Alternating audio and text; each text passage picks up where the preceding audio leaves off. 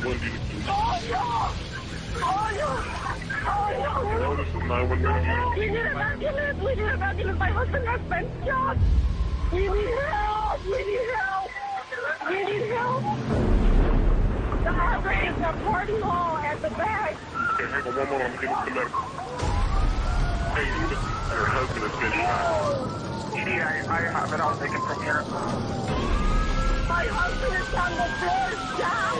I need an ambulance now, please. I need an ambulance. They're already on the way. Send somebody right now. He's bleeding too much. Is he awake? He's breathing. He's breathing. He's breathing. Ayúdanos, ayúdanos, ayúdanos, ayúdanos. Call the police! Has someone been shot?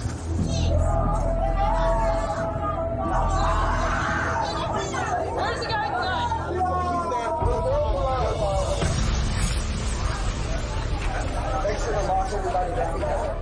Did you guys see anything?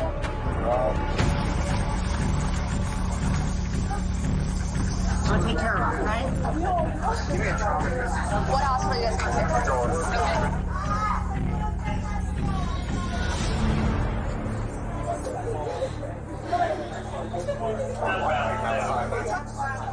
Police had a shooting victim that's shown up at the Quick Trip.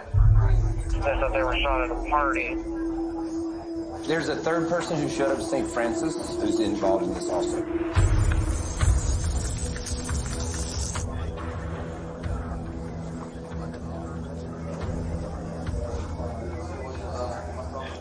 There's a casing over here. There's another one.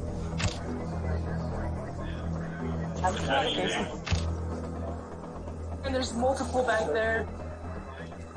Might be more than one shit. We're going to start hauling witnesses to Detective Division to give a statement.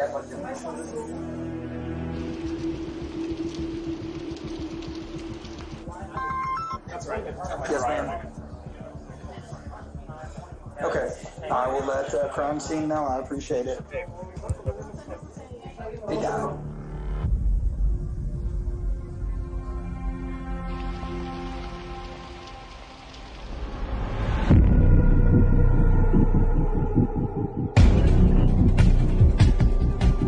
For homicide detectives, their chance of solving a murder is cut in half if they don't get a lead within the first 48 hours.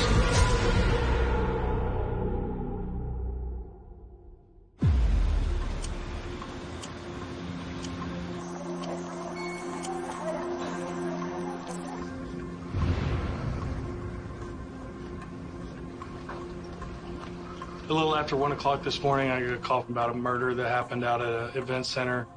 There's 3 people total shot, and 1 is deceased. 2 others have been transported to the hospital. The victim's name's Antonio Rosales. 43-year-old Antonio Rosales, known as Tonio, was born and raised in Mexico. When he was 19, he moved to the U.S., where he married his wife, Marisol. They have 4 children together. Antonio's passion was riding horses in Mexican rodeos. He was shot 1 time in the upper left chest. 2 other males that were shot. 1 was shot in the abdomen, the wrist, and the arm. The other was shot in the lower leg. They're both in stable condition. We got about 10 to 12 people here at the Detective Division to interview. So we're trying to sort all that out. I've got the wife.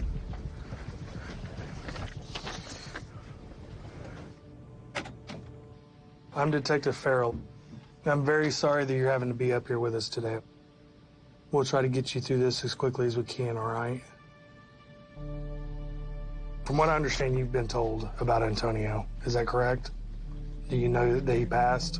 Yeah. Okay. Can you kind of just walk me through what happened tonight? So we were at the party, and I was sitting here, and he was sitting next to me. Antonio? Yeah. And he had the baby in his arms because she was about to go to sleep. And then the fight broke out in front of us. And as soon as they started fighting, And I ran towards the van because I know there was a door to go out. And then I looked behind me and he wasn't behind me. And then when I came back, they had him on the floor. He had the shot to his chest. Where were you guys at? And so there was a line of tables here. We were about right here. And the fight was over here. Did you see what the fight was about? No, they just started arguing. And then one punched the other and he fell. And that's where they shot. Did you see the person with the gun? No. You never saw anybody with a gun? It sounded like there was two guns. Okay, and you came back and Antonio, he was on the ground? Yeah, he was on the floor and his sister was like putting pressure on the chest. And she told me, I saw when he got shot and he threw the baby under the table. According to Antonio's sister, he was trying to shield their 4-year-old daughter. Did you ever see anybody with a gun, even afterwards? No. So whose party is it? My husband's cousin's wife. It was her birthday? Yeah. She gives him the woman's name and phone number.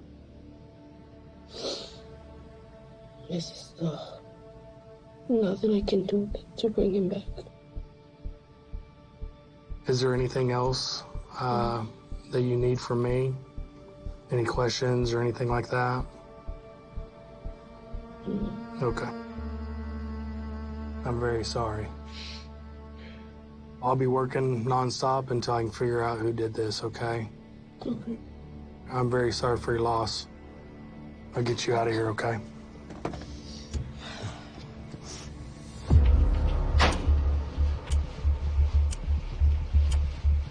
The victim, Antonio, he wasn't involved in any of it. He was just sitting at the table, just watching over his daughter, you know, and takes around. He tried to hide his daughter underneath the table, and then he collapsed down to the ground. So, you know, these guys are being very reckless, shooting firearms with this many people in a room. All right. Farrell speaks with the wife and 14-year-old daughter of the surviving victim, who was shot in the leg.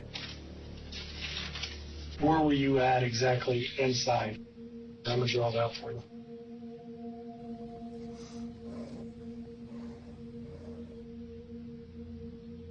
We was over here on this side. These two tables over here. Did you see what caused the fight? I know that my husband, I think he was kind of mad because one of the guys, I think they're trying to give a liquor to her. And my husband looked him like mad. And then a few minutes later is when I saw the guy come and like saying something to him, and then they start like fighting. So that kind of started the fight. That's what I think. He hit my dad first. I remember he had a blue shirt on. And he was Mexican and he had black hair and he didn't have a hat on or anything. And then all of a sudden I see my brother and my dad and that guy on the floor. And they were all just hitting each other. And then I saw like if he was black and he like hit my dad right here. I just saw him hit him with a gun like that. With a gun? Yeah, he had a gun. But I feel like he was mixed because his skin, it was not like dark. And then his hair is curly. Maybe mixed race? Like Mexican and black. Okay. And that guy was like trying to shoot my husband and then do like this and then start like shooting like the tables behind it. Is he the only one that you saw with a gun? No. There was another guy with the jean jacket, the white jacket. That guy, I saw him in the corner doing like this. Where was he at over here? Over here, almost in the corner where the bathroom was. Can you describe him to me? He was a Hispanic, for sure. He was having some dark glasses over here in the back. Like eyeglasses, sunglasses? Like sunglasses. Blue jeans. Blue jeans. And I think it was like a jean jacket with white. And he was like around 6 foot. He was skinny though. How old do you think he was? I was around 19, 20, yeah. Did you ever see your husband with a gun? No. All right. I think that's all I have. Thank you for coming down. Well, thank you.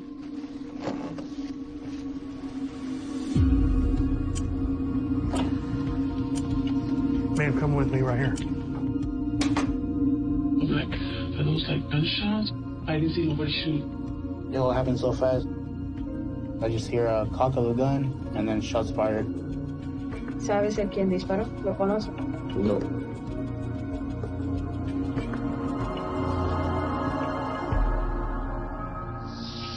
The one you saw shooting, how would you describe him?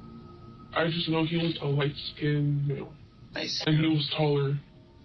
He was probably like 6 foot, maybe. Skinny, heavy? He was like medium built. He wasn't skinny, but he wasn't fat either. Do you remember what color clothing he had on? I don't know if because of everything that happened, my memory just went blank at that second. So what was going on? Looked like a quinceañera or a birthday party? It was a lady's birthday. It was this lady's birthday. They were friends with my parents. Okay. That's how we got invited to that party. Okay. It was her birthday. And then her son had some friends there. They were the ones that was shooting.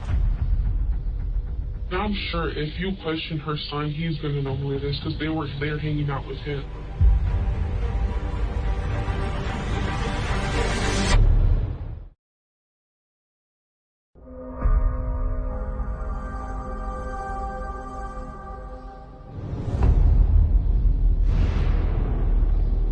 And this is her son right there. His name is...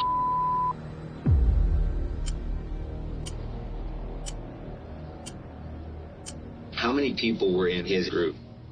You know, it was probably like 5 or 6. 5 or 6? Yeah.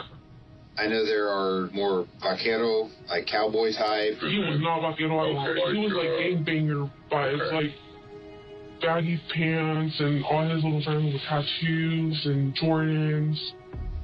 Do you remember, like, where his group were hanging out inside? They were right here. And you're not aware of anyone in their group getting shot? No. Because nobody else had guns.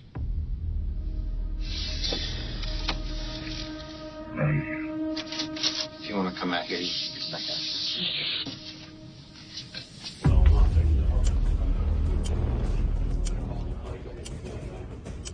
Getting some good information about one of the shooters. Nobody knows who he is, unfortunately, right now, so we're still trying to get a name of who this guy is. The birthday girl's son is his group of friends. He knows them. Yeah.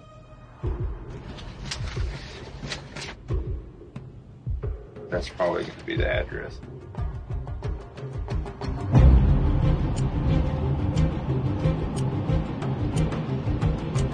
We're headed out to Sand Springs. This girl that threw the birthday party, her son is supposedly friends with these suspects that we're trying to ID. It's this one.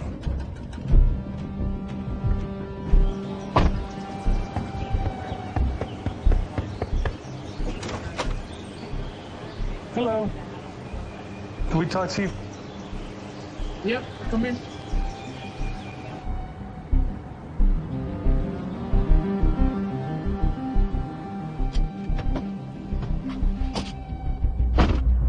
They're coming downtown. They're going to follow us.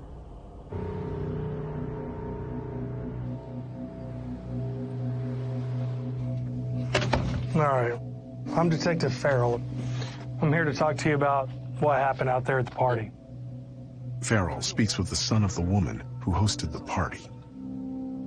When it all started, we was all chilling, and I was in the back corner. I took a shot, though I wasn't really trying to drink. I hate drinking. I hate feeling hungover. But I took some shots. I sat down, sitting there, and then wasn't feeling good. Goes to the bathroom. I'm throwing up. I'm washing my face. Took a drink of water. Right as I'm grabbing the door, I hear screaming and I hear shots. When I walked out, that's when everyone's already shooting and then fighting and running. And I see my cousins fighting. Who were they fighting? I don't know. I don't know them. Who else was there that wasn't locked up with somebody? Huicho and his brother Max. Huicho? Yeah, Huicho. I don't know how to spell that one. They're second cousins. They're like distant cousins. Those are the ones I was really kind of hanging out with. So are you aware that people are saying it's your friends that were shooting? I mean, I could say it was one of them, but I don't know who it was. Whenever you walked outside, did you see someone with a gun? I see Max with one. What kind of gun was it? It was probably a Glock. But I don't know who shot. Because when I walked out, there was no more shooting. Max, he had the gun, like to his side, kind of like that. So I don't know if he shot. Does he have Facebook or anything like that? Yeah.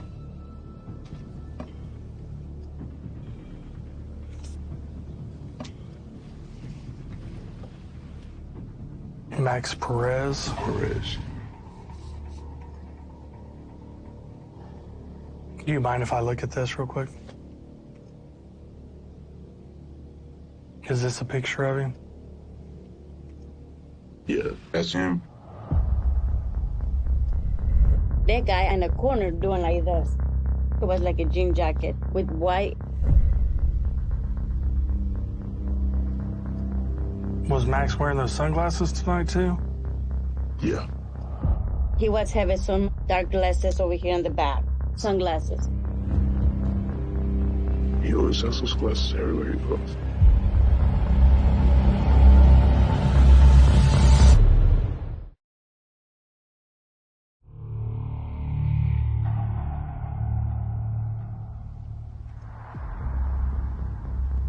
Is that what he looks like right now? Yeah.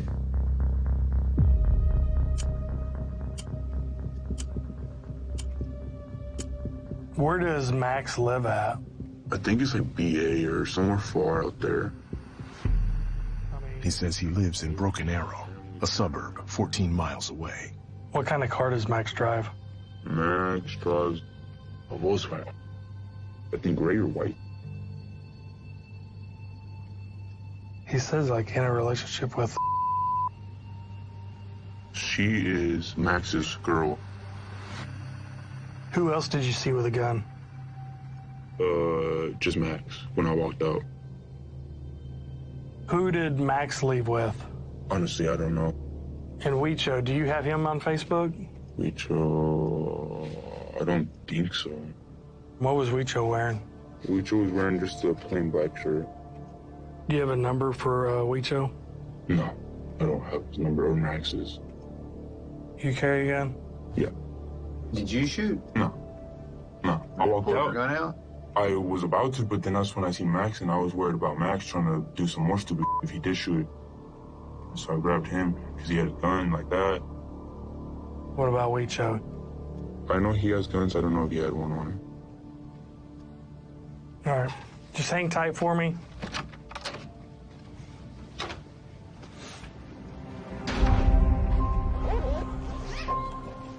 He puts a gun in Max's hand. Yeah. Most of the people are saying the guy that was shooting was standing in the area where the birthday girl's son said that he saw Max. They described that jacket. He was wearing sunglasses. I mean, clothing-wise, facial, the sunglasses, everything about it is Max. 28-year-old Maximiliano Perez Pina was born in Los Angeles. He attended high school in Broken Arrow, Oklahoma. He has no prior convictions.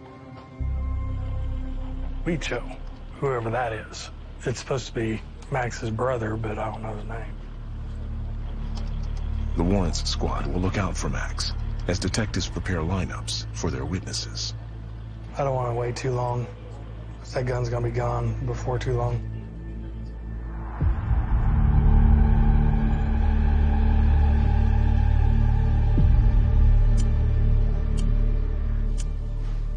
The next day, That guy. Sweet.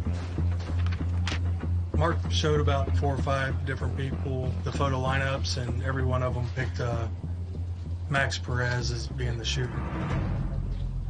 So we got PC now, working on a warrant. He does have a white Volkswagen that's registered to him. It's a Volkswagen Jetta. Figure out the tag.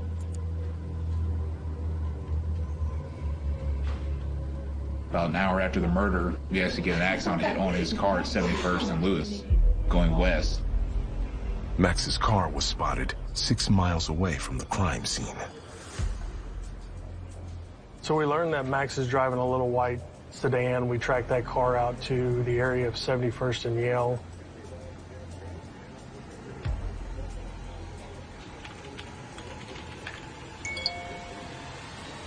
Morris just found the car. All right. Warrants had been out looking for it. They found it at an apartment complex. I'll try and get to the back of the vehicle. Warrants has gone and talked to management out there and learned that Max's girlfriend is actually renting an apartment right in front of where that car's found. Our warrants units, they're sitting up on that right now. I need a containment element, and we should be good. Unless he starts shooting at us. I'll meet y'all out there.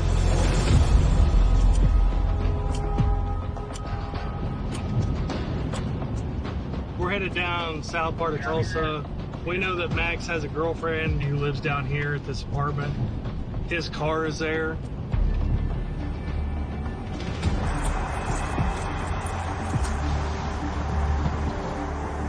That's his car right there.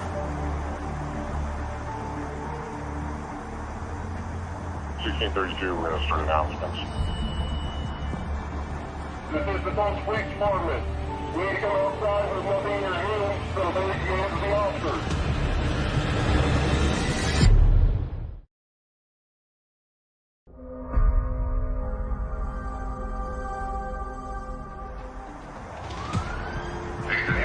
Your hands up and nothing in your hands. All directions of the officers.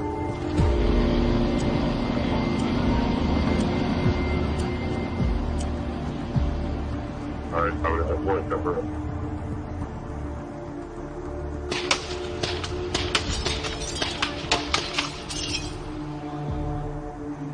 Can you come outside? Do it now. All right, 40's moving up.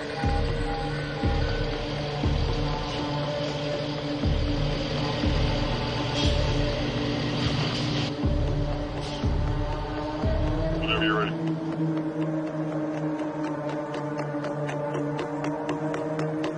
Clear. Nobody's in there. Max isn't in there. The apartment's empty. His girlfriend, I don't know if she has a car or not, but if she does, they're probably gone. This thing's gassed pretty bad, so it's gonna have to air out quite a while before we actually go in there. We'll get crime scene out here.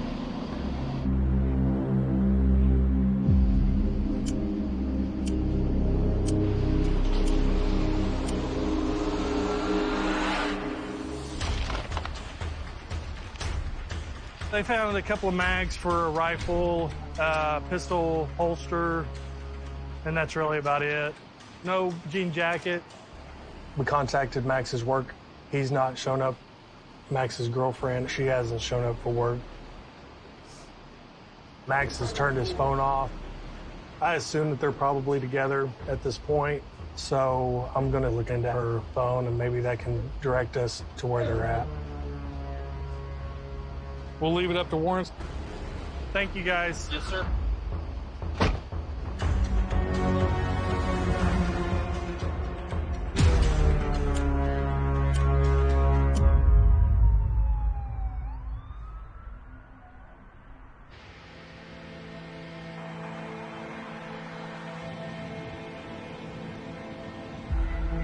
6 days into the investigation, as the warrant squad continues to search for Max and his girlfriend, I got one witness, the second shooter. Farrell gets another lead. I got information through Crime Stoppers tip that the other shooter involved in this was Max's brother, Huicho. His name's Luis Perez. So I'm putting a photo lineup together. We'll see. We're headed to show a photo lineup to the wife of Manuel. Manuel was shot in the leg. She was there when all this happened, and she was really close to this second shooter. So we'll go see if she can pick out Luis. Hi, how are you? I'm gonna have him show it to you, okay?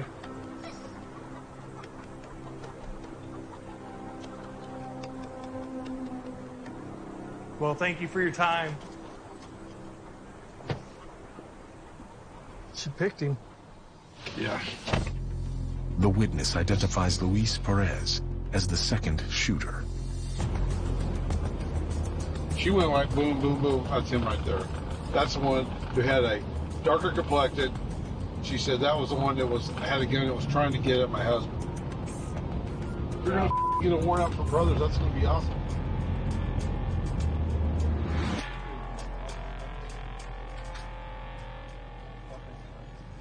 Luis Angel Perez. He's the one they were calling Huicho. He doesn't have any serious past charges. 27-year-old Luis Angel Perez was born and raised in Tulsa. He works for a metal fabricating company. So Warrants got information about Luis's phone at a business way out east, Tulsa. Recovered it. It was tossed under the bridge. So I'm thinking he tried to toss it in the river and it didn't quite make it.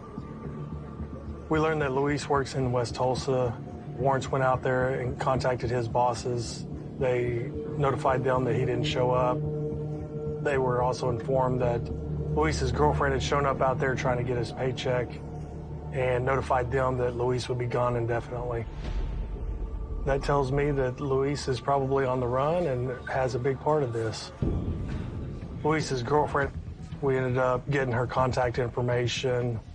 We've been able to reach out to her to see if she'll come in and talk to us. So I'm typing up a search warrant for her phone.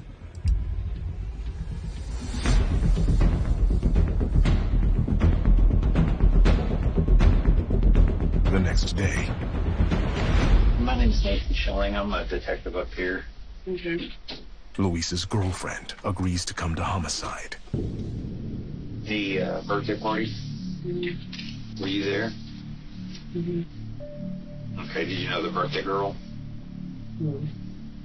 What do you remember happening leading up to and during the shooting? Well, I mean, I'm not sure because I didn't see it happen. I heard shots and ran out just like everybody else did. So what happened after you ran out? I just remember. So when you left, did Luis leave with you? Mm-hmm. You live together? Mm-hmm. Where's Luis right now? I'm not sure. When did he leave? 2 weeks ago. I haven't heard from him since. How long have you guys been together? 5 years. You've been together 5 years, and he just leaves without telling you where he's going or why he's leaving. Did he say, I'm going to the store, I'm going to my mom's, I'm going... He said I'll be back. He said I'll be back. And he left. And that was Sunday? Mm-hmm. How did he leave? I'm not sure. You try to call him? Yeah, obviously just his voice sound. Okay. If you lie to help Luis, at a minimum, that's considered obstruction, which is a misdemeanor. And at a maximum, it's considered an accessory after the fact. So you don't know where he's at or where he would go? No. So you know someone died, correct? Yes, I saw that. Here's the deal. We have a warrant to search your phone. Hang up. So her boyfriend is one of our suspects, and she wants to sit there and act like she doesn't know anything about what's going on, but yet he disappears the day of the murder and hasn't called or texted, hadn't told her where he was going, nothing. Depending on if she's given him any aid to skip town and to avoid detection and arrest, she could be looking at some trouble.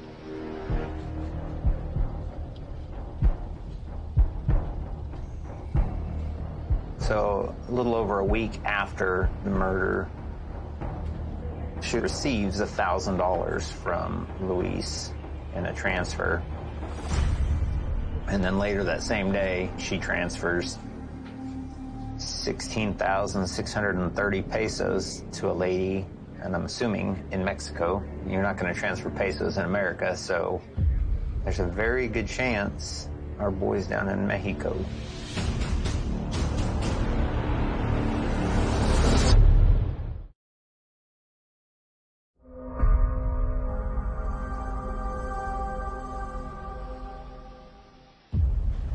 It would appear that Luis's girlfriend might be leaving some stuff out. Let's see what she's got to say.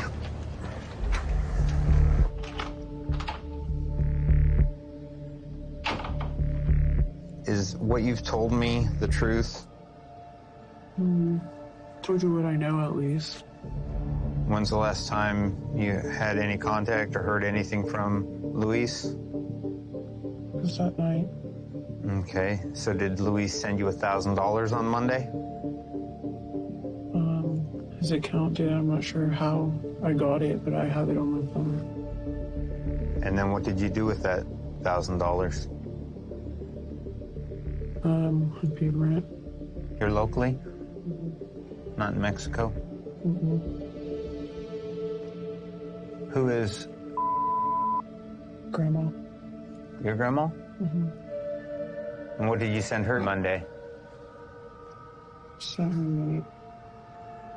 What do you think that looks like? I don't know. What are you guys thinking? It looks like you're sending money to him in Mexico. I want to talk to my lawyer at this point, because I feel like anything I say, you guys are going to twist around. Because you guys... That's probably a good idea. Because remember what I told you? You could be an accessory, or you could be obstruction. Based on what I see in your phone, I'm going to go with accessory.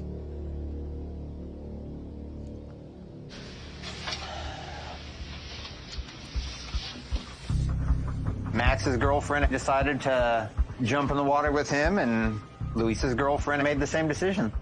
So we'll see what the DA's office thinks about it.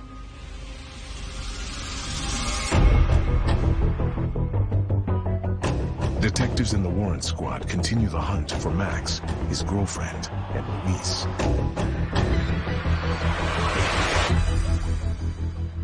A month into the search. We got Max's girlfriend's phone records back. This shows that she's leaving Tulsa on the 28th that night. She goes through Oklahoma City, travels down to Dallas. Going deeper in her phone records, we found out that she had made a stop at a Quick Trip down in Dallas. They're both together.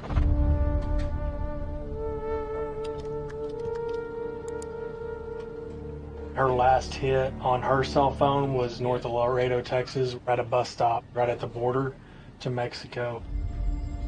It's a bus station used to travel from the U.S. down to Mexico. We got their passenger logs at 9:15 on the 29th. Max's girlfriend, Max Perez and Luis Perez, all boarded a bus. Their destination was in Zacatecas, Mexico, which is where she's from. We know they're down there in Mexico. They're together. Yeah. We've been in contact with the feds, and they've been in contact with authorities down in Mexico, and they're working that end of it. It's going to be a long process. They could be caught next week. They could be caught 4 years from now. We were also able to get flock camera footage from the area. The car that they're in at the Quick Trip, Nissan Versa. It's going to be Luis's girlfriend's car. How did he leave? I'm not sure. The DA, they've decided to file charges for accessory for both Luis's girlfriend and Max's girlfriend. Luis's girlfriend is getting arraigned for accessory. We're going to make contact with her to see if she'll come talk to us.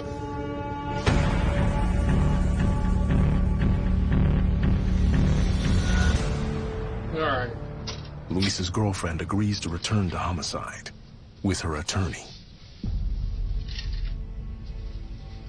That's a picture of your car in Dallas.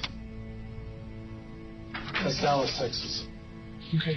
Your car is down in Dallas where they get on a bus and they go to Mexico. Did you drive him to Dallas? No. Now's the time to be honest.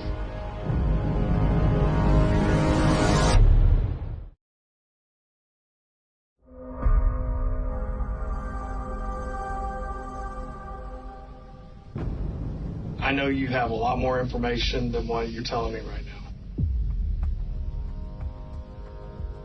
I get it looks guilty, like, obviously, for leaving, but I don't want to say something I don't even know. And we're not asking you to say anything you don't know, but I think it's reasonable to assume he's nervous, he wants to leave because he's involved in something. Yeah. Okay, well, do you assume that Max and Luis were the ones that were involved in this murder? Not Luis, no. I don't believe that. What if I told you that it's a definite that there were two people that were shooting?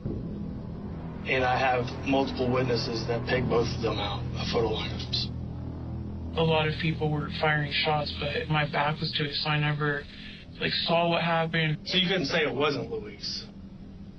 No, I can't, because I never saw what happened. Who did you send the money to in Mexico? I don't remember the name. But originally you had said it was your grandma or something? Mm-hmm. But that's not your grandma. No.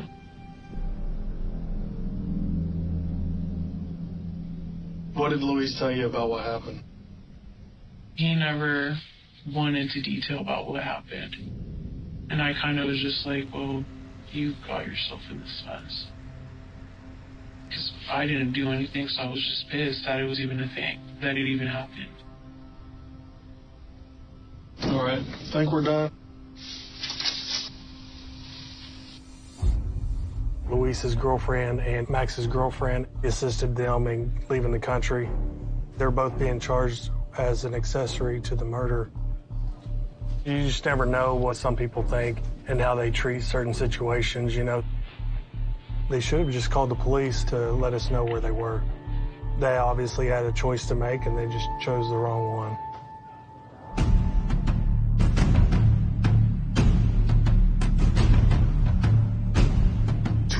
Later. Max and Luis were both picked up in Zacatecas, Mexico.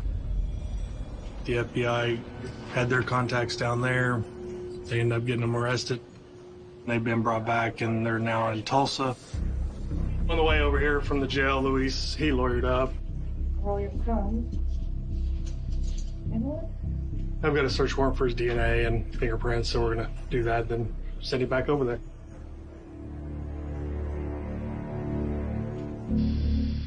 What's up, Max? I'm Detective Farrell.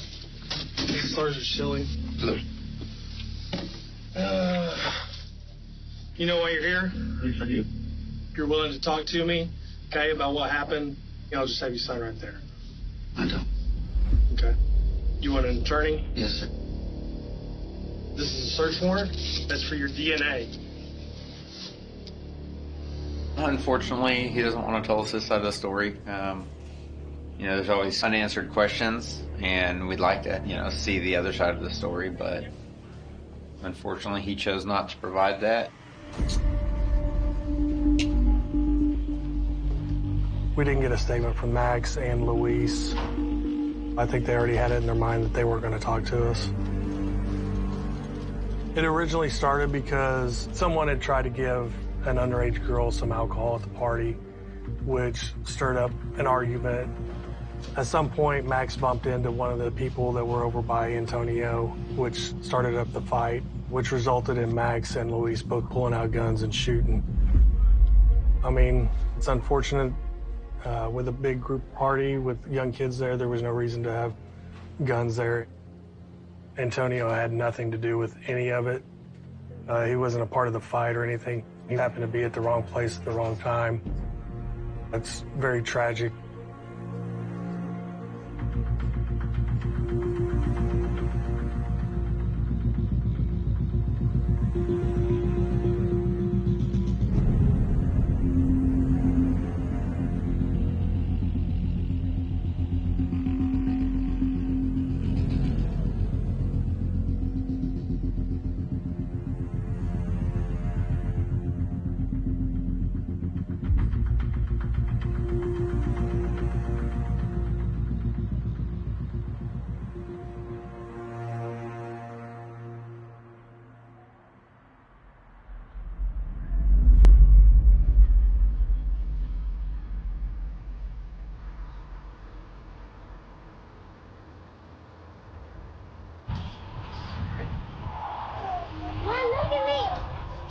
The baby, sometimes she's like, let's go see Papa. She knows that he's, at the cemetery, and she knows that he's sleeping, because that's what I told her when she saw him in the casket. When they were shooting, he hugged her like this, and then he threw her under the table so she wouldn't get shot. So behind the baby's dress is his blood. That's something of him that's there. It's my journal. My journal. It's my journal. He worked very hard to accomplish a lot of things. He loved rodeos. Every Sunday, he would go to the rodeo and perform. He grew up without a father, so he wanted to make sure that his kids, they had everything, and they did. I miss everything about him. Like, you lost your other half, and we have been together for this long, so it's like, how do you live,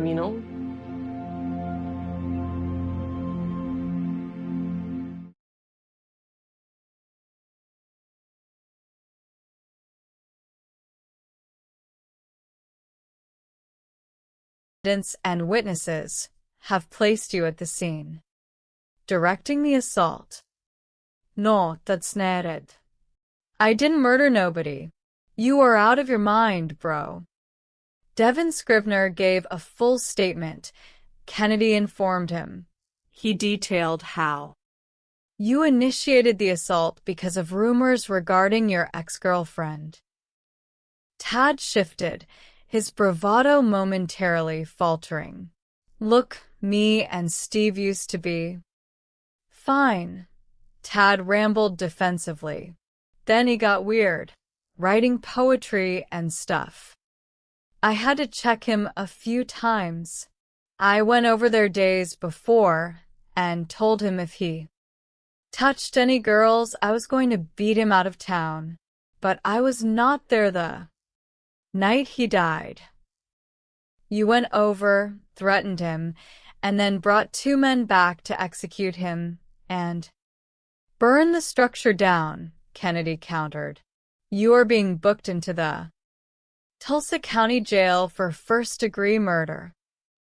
Tad slammed his fist on the table, cursing loudly as officers led him away. With all 3 perpetrators in custody, Devin Scrivener, Tad Kleiner, and Michael Brummett, one crucial question remained for Kennedy. What was the origin of the rumor that sparked this horrific sequence of events? Kennedy located Tad Kleiner's ex-girlfriend, the woman whom Tad claimed Steve Wilkins had drugged, and brought her to the homicide division. She sat comfortably in the interview chair, completely bewildered by the detective's questions. We are investigating the homicide of Steve Wilkins, Kennedy explained, showing her a photograph of the victim. Do you recognize this man? She looked at the photograph carefully, shaking her head. I have never seen that man before in my life. Going back 5 months ago, Kennedy pressed, were you ever sexually assaulted, harassed, drugged, or touched inappropriately by this man or anyone else? No, she answered emphatically. Never. I don't even know who that is. People on the West Side spread crazy rumors all the time. Someone once spread a rumor that I had a terminal disease. It is all complete nonsense. Kennedy leaned back in his chair, taking a slow, deep breath. The entire motivation behind the brutal murder of Steve Wilkins, a poet, baker, and harmless community volunteer, was built entirely on a baseless, fabricated neighborhood. Rumor passed around by reckless individuals looking for an excuse to commit violence. So the story that drove Tad Kleiner to murder Steve Wilkins was completely bogus, Kennedy concluded softly. Completely bogus, sir, she affirmed. I never met that man. Chapter 15. Restoration of Honor. The tragic death of Steve Wilkins highlights the destructive nature of vigilante violence and mob mentality.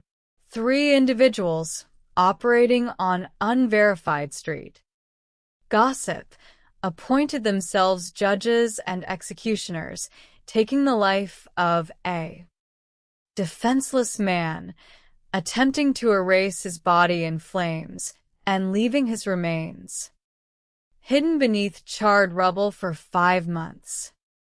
Through the painstaking work of the Tulsa Police Department, forensic anthropology, and rigorous detective work, the truth was unearthed from the ashes. The perpetrators responsible for the murder and arson were brought to justice, facing mandatory life sentences. More importantly, the investigation completely cleared Steve Wilkins' name. He was not a perpetrator of harm, but an innocent victim of malicious slander. Honor was restored to his memory, offering his surviving family and community the dignity of the absolute truth. Epilogue: The triumph of truth. Across the 3 distinct jurisdictions of North Charleston, Gwinnett County, and Tulsa, homicide investigators faced vastly different crime scenes.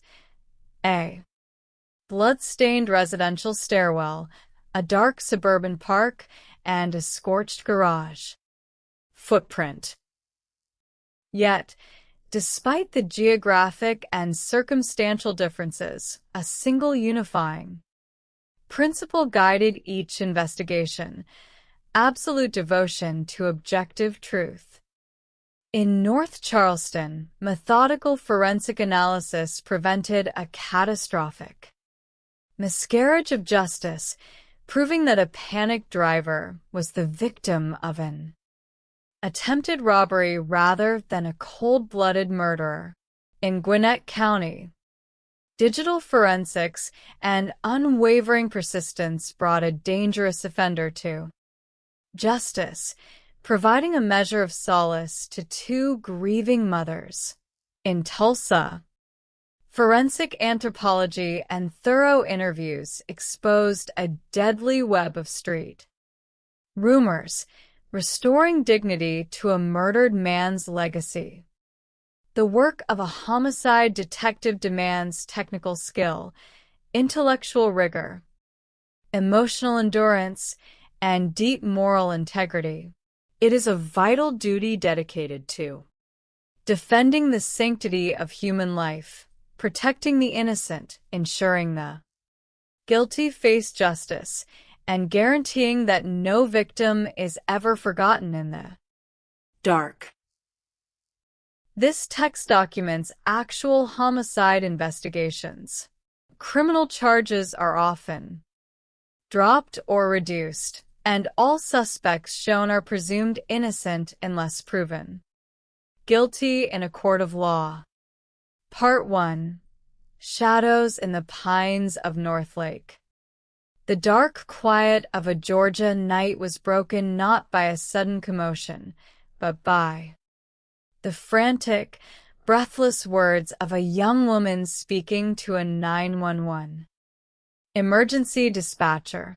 Her voice trembled through the phone line, carrying the immediate horror of a night gone terribly wrong. She explained that she had been sleeping inside a parked automobile when the sharp, terrifying crack of gunshots jolted her awake. Who shot? The dispatcher asked, trying to maintain calm control over the incoming call. My boyfriend and his friend, the girl wept. Is he breathing? I do not think so. No. The dispatcher assured her that help was already moving toward her position. Emergency vehicles were dispatched immediately. Radio chatter crackled across police channels as patrol cars sped toward the quiet neighborhood park. Units reported going on route 24-3 on 10-7. Officers needed to clarify the details immediately. Who shot whom? Where were they located? And were there any surviving victims? Upon arriving at the dark park, officers located two young men lying motionless on the grass near a wooden picnic table. One officer knelt beside a body, calling out gently to see if there was any sign of life. Buddy, are you okay? We have the fire department on the way.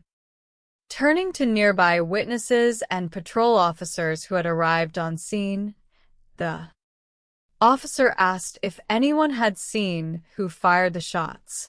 A neighbor indicated that two young African-American men had been seen fleeing from the scene moments earlier.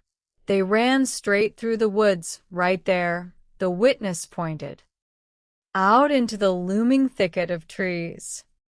A canine unit was called in without delay. A handler stepped out of his vehicle, putting his tracking dog on the ground. The dog sniffed the damp earth, picked up a fresh scent trail, and bounded forward into the dense brush. Radio transmissions kept officers updated on the dog's progress as Squad 30 called to Unit 210, reporting that the dog had picked up a solid track leading up a forest trail toward a neighboring residential property. Officers sprinted forward to keep pace with the canine handler, warning one another to stay ready and vigilant. The tracking dog led officers through the trees to the rear perimeter of a nearby residential house. However, as Squad 30 reported over the radio, the canine hit an alert on the back fence of the property and could pick up no further scent past that point. The track had ended at a gate leading into a yard. Officers set up a perimeter around the area, calling in a signal 48, confirming that two young men were deceased at the park, neither showing signs of alert responsiveness or respiration. 4 homicide detectives. The first hours of an investigation are critical. It is a well-known reality in law enforcement that a homicide detective's chance of solving a murder is cut in half if they do not secure a solid lead within the first 48 hours. Detective Pearson arrived at the crime scene, greeting the responding officers and taking in the physical reality of the tragedy. What do you have? Pearson asked. An officer gestured toward the dimly lit picnic area. This is the crime scene. Right here, right at the picnic bench. 2 people are deceased. The first victim was identified as 19-year-old Aiden Reynolds. Born in Cartersville, Georgia, Aiden was a young man with a vibrant spirit who worked as a delivery driver and harbored a passionate dream of becoming a musician. He left behind a devastated mother, father, and a younger sister. Lying near him was his best friend, 17-year-old John Pendrick. Born 260 miles away in Falerica, Georgia, John had recently begun working as an oil technician. He was an adventurous teenager who loved skateboarding, riding motorcycles, and going camping. He left behind his mother, stepfather, and 3 siblings. Detective Pearson stepped closer to examine the crime scene for any unusual details. He knelt near the victims alongside Detective Orina. Examining John's body, they noted multiple gunshot wounds. John had been struck in the arm, chest, back, and torso. Detectives deduced that when John was hit, he must have fallen backward against the wooden table. Aiden appeared to have tried to run for his life when the firing began. Aiden had suffered 5 gunshot wounds, 1 to the chest, 1 under the arm, and 3 in the back. The sheer speed of the attack suggested that neither young man had seen it coming. Looking around the grass, Detective Pearson spotted shiny brass objects catching the ambient light. Are these all shell casings? Pearson inquired. Crime scene investigators confirmed they were 9mm shell casings, locating a total of 13 casings on and around the picnic table. The casings were positioned in a remarkably tight cluster. That tight grouping suggested a single shooter operating a single handgun, as 13 rounds could easily be discharged from a single 9mm magazine. Beside the victims lay 2 damaged cellular phones. Detective Pearson noted how beat up one of the devices looked. To preserve any potential digital evidence and prevent remote deletion or tampering, the detectives immediately placed both phones into airplane mode before securing them in evidence bags. During a secondary search of John's body, officers made a surprising discovery. In his waistband, tucked inside, was a replica firearm. A closer inspection revealed it to be a toy or plastic BB gun, completely incapable of firing live ammunition. Meanwhile, John's girlfriend, Kayla, the young woman who had placed the frantic 911 call, was sitting in the back of a police cruiser waiting to speak with investigators. Detective Pearson and Detective Orina walked over to the patrol vehicle to conduct an initial interview. "Hey, Kayla," Detective Pearson said gently. "I am Detective Pearson, and this is Detective Orina." "Kayla, I am very sorry this happened to you tonight." how tight were Aiden and John? "They were really tight," Kayla answered softly, her eyes swollen from crying. "Like, all 3 of us were really close." Pearson asked if she had already communicated with John's family. Kayla confirmed that she had spoken with John's sister to break the terrible news. Pearson then asked her to walk them through the events of the evening. "Can you Tell me what happened today and what you guys were doing. Kayla explained that Aiden and John had traveled to the park to carry out a deal. Dude wanted $400 worth of treat, she said, referring to marijuana. Do you know the guy's name? Pearson asked. She shook her head, stating there was no name exchanged. Aiden had been in contact with the buyer through social media, specifically Instagram. Aiden was handling all the text communications. Who brought up meeting at this specific park down here? Was it Aiden? Pearson inquired. No, the dude did, Kayla replied. So we got in the car and just came over here. All I remember is him getting out of the car. As soon as I got out of the car, I completely dozed off. And then, the gunshots are what woke me up. I did not see the gun being pulled. The only thing I saw was them running off. She described seeing two individuals running away through the dark woods, wearing all black clothing, and believed they were young black males. Have you guys hung out here before? Pearson asked. Yeah, we hung out here all the time, Kayla answered. Pearson reflected on her statement. The suspect had specifically designated this exact park as the meeting spot. You do not know a secluded neighborhood park like this unless you live nearby or are intimately familiar with the area. It felt like an extraordinary coincidence, or perhaps a deliberate setup. Is there anything that you're not telling me that you think I should know? Pearson asked directly. Kayla insisted she had told them everything she knew. After concluding the interview with Kayla, Pearson conferred with patrol officers regarding the canine unit's earlier track.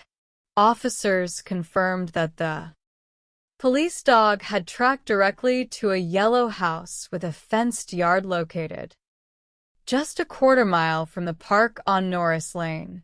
When officers had knocked on the door of that residence earlier in the night, a light inside abruptly went off and no one answered despite repeated attempts to make contact. The gate had been left open, offering a clear flight path from the woods, while the dog's alert provided a strong focus of interest. It did not legally constitute immediate probable cause for a forced entry search warrant without further supporting evidence. Patrol officers also discovered a nearby homeowner who possessed security cameras pointed directly toward the park. However, because the homeowner lacked active internet service at the moment, detectives could not immediately download the footage and would have to wait for technical assistance to retrieve the video files. Back at police headquarters, detectives worked feverishly to extract information from the victims' phones. Forensic technicians successfully unlocked John's phone despite a damaged charging port. However, Aiden's phone proved far more difficult. Its partial call logs were unreadable, requiring hardware repairs before any data could be extracted. In the meantime, forensic analysis of John's phone revealed a startling text message sent by Aiden to John at approximately 11:30 that night, roughly 1 hour before the shootings took place. In the text message, Aiden had written, "What if I was thinking about robbing him?" This revelation fundamentally altered the perspective of the investigation. If Aiden had been planning to rob the prospective drug buyer, the transaction may have turned into a violent struggle or an ambush. Yet Kayla had omitted any mention of this attempted robbery during her initial interview. Detective Pearson decided to interview Kayla a second time. Sitting down with her at headquarters, Pearson laid out the situation honestly. "You are my star witness, okay? You knew everything up until what happened, and you saw after. I want to go back over this with you. Tell me everything you know." Kayla paused, then admitted that Aiden had called John earlier that night, telling him he had a place set up. She suggested that perhaps someone wanted revenge against Aiden for a past incident. She revealed that a couple of months prior, Aiden had taken money from a girl during an intended marijuana sale, fleeing with $90 without delivering the product. "Do you know her name or where she lives?" Pearson asked. Kayla provided a first name and a general location in the neighborhood. Armed with this new lead, Detective Pearson headed back out to Norris Lane to speak with the young woman Aiden had allegedly ripped off months earlier. Driving down Norris Lane, Pearson noted that the young woman's residence was located right near the yellow house where the police tracking dog had lost the scent trail on the night of the murder. Approaching the porch, Pearson spoke with the residents, including the young woman in question. Pearson introduced himself and Investigator Stevens, asking if they were aware of the double homicide that occurred nearby a few days prior. They confirmed they knew of it. Pearson then addressed the allegation directly, asking if Aiden had stolen money from her months ago. The young woman strongly denied the claim. "I never got ripped off by Aiden," she insisted. "I heard Aiden had been running off on people, but I promise you it was not me. Nobody I know, nobody close to me. Aiden just passed away, so of course I would tell you all if he ripped me off.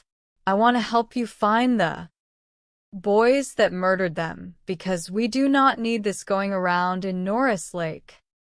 While that lead yielded no direct suspect, for days after the murders, a major breakthrough arrived. Detectives received the security camera video from the house near the park. Detective Pearson gathered around a monitor to view the footage. The camera was motion-activated, showing timestamps on the night of the crime. At 12:04 in the morning, Aiden's automobile pulled into the parking lot. At 12:13, headlights flashed, indicating communication with an arriving party. At 12:25 in the morning, Aiden and John were seen walking together across the lot. John was wearing a backpack that was missing when his body was discovered. Moments later, the video captured a shadowy figure waiting in the dark near the picnic table. It was the final visual record of Aiden Reynolds and John Pendrick alive. 13 days after the double murder, forensic specialists finally bypassed the technical damage on Aiden's cell phone and downloaded its full content. Detective Pearson immediately scrutinized the Instagram application messages. On the night of the murder, Aiden had been messaging an Instagram profile with the username popshops_EJ. The messages detailed a transaction for 56 grams of marijuana in exchange for $400. At 11:48 at night, The user behind popshops_EJ instructed Aiden to meet at Sunset, referring to the park off Sunset Drive. At 12:05 in the morning, Aiden messaged, "I am here." At 12:25 in the morning, the exact minute shown on the security camera footage, popshops_EJ messaged a single word, "Here." The digital messages mirrored the physical video footage with absolute precision. Popshops_EJ was indisputably one of the individuals who met Aiden and John in the park moments before they were executed. Searching through the profile data, Pearson noted that popshops_EJ's profile had been deleted shortly after the crime. However, a photograph saved from Aiden's phone showed a young man associated with that handle. Knowing that Norris Lake was a tight-knit community, Pearson returned to the neighborhood to show the photograph to the young woman he had interviewed earlier. When Pearson presented the screenshot of popshops_EJ, the young woman's eyes widened in immediate recognition. "Who is that?" Pearson asked. "That is EJ," she admitted. "That is not his real name, but I do not know nothing else about him." Pearson noted her reaction. "You know something because your mouth dropped when you saw his picture." She explained that she and a friend had met EJ a few weeks prior at the Norris Lake Community Beach. EJ had asked her friend for her phone number, but her friend gave him her Instagram handle instead. She added that her friend lived right down the street and might know more. Detectives drove immediately to the friend's residence. Speaking with the teenage girl inside, Pearson showed her the image. She acknowledged knowing EJ and revealed that she had actually gone to his house a week before the murder to do his hair. She offered to ride with detectives to point out the exact house. Sitting in the back of the unmarked police cruiser with tinted windows, she directed Detective Pearson down the neighborhood street. "Take a right," she instructed. It was that yellow house with the fence. It was the precise yellow house where the canine unit had tracked on the night of the homicide. The teenager also supplied another vital detail. EJ attended a local alternative high school for troubled youth known as the Give School. Armed with this critical identification, Detective Pearson immediately contacted the school resource officer at the Give School. Pearson explained that he was investigating a double homicide in Norris Lake and needed to identify a student who went by the nickname EJ and used the Instagram handle popshops_. A short time later, the school resource officer called back with a full name and official record. The student was 16-year-old Laquan Dempsey. While the Instagram messages and school identification were compelling, Pearson needed absolute legal proof connecting Laquan Dempsey to the exact time and place of the murder to secure an arrest warrant. He submitted a formal search warrant for Laquan's mobile phone records and cell tower location data. In the meantime, detectives decided to conduct a knock-and-talk at the yellow house on Norris Lane. Arriving at the property, Pearson approached a resident at the door. "Police department," Pearson announced. "Can I talk to you for a second? You heard about the murders across the street 2 weeks ago, right? Is EJ here?" Is Laquan here? No, he is not here, the woman replied. Pearson noted that he knew Laquan had his hair done at this house recently. The woman explained that Laquan was a close friend of her brother. As Pearson questioned her further, another female relative stepped forward. Sensing the gravity of the situation, she asked if she could speak with Pearson. In the shade, Pearson agreed. Once outside, the young woman dropped a major piece of information. She claimed that back in late June, Laquan Dempsey had been robbed of some marijuana by a young white male. Are you telling me this because you think it is linked to the shooting? Pearson asked. Optionally, she suggested that Laquan had been seeking payback.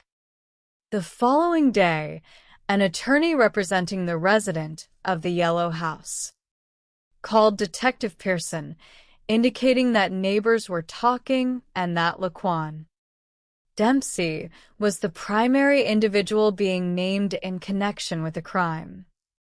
Meanwhile, Pearson reached out to Laquan's grandmother, who agreed to bring the 16-year-old into police headquarters for a formal interview.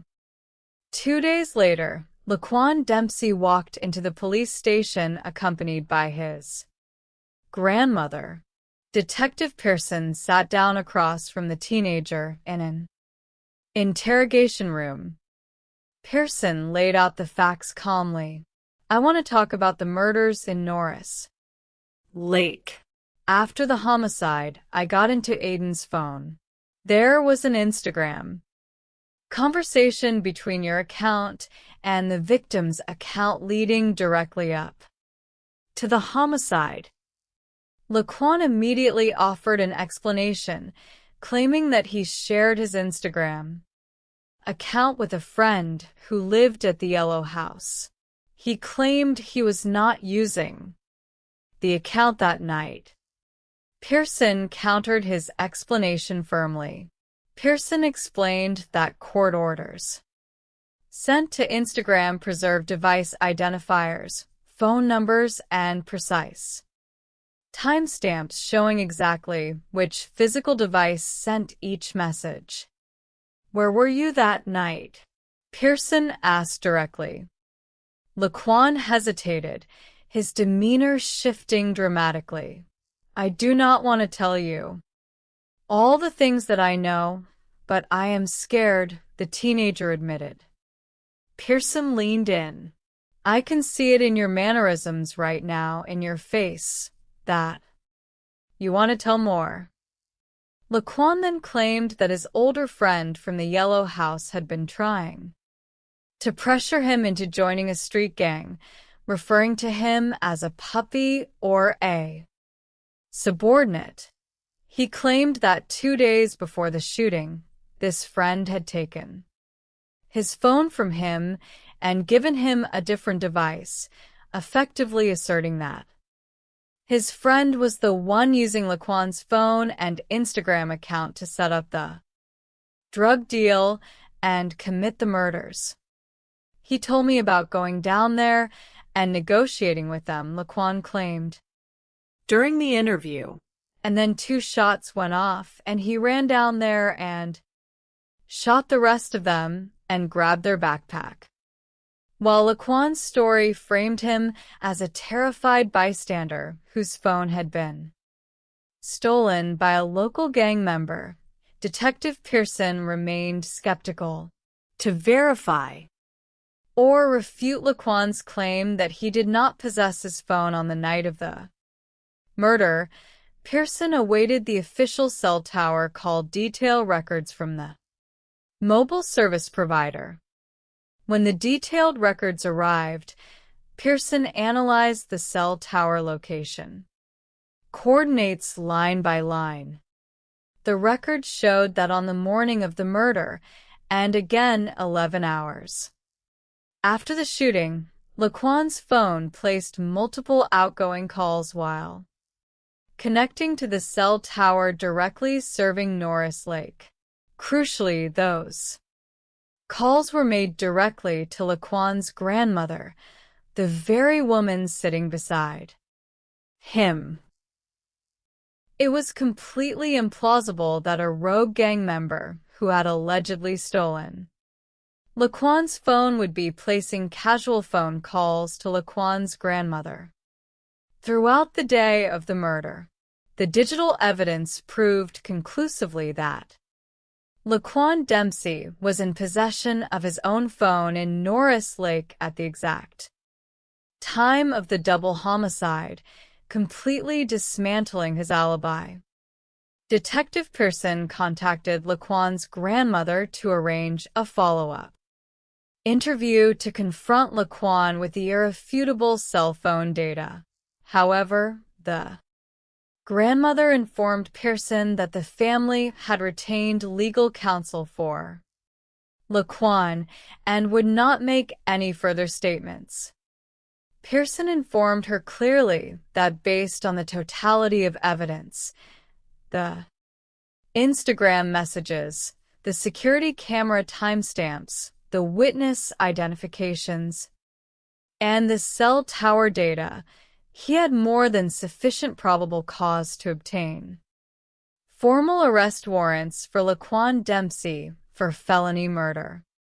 5 days later, police officers executed an arrest warrant at Laquan's grandmother's house, taking 16-year-old Laquan Dempsey into custody without incident.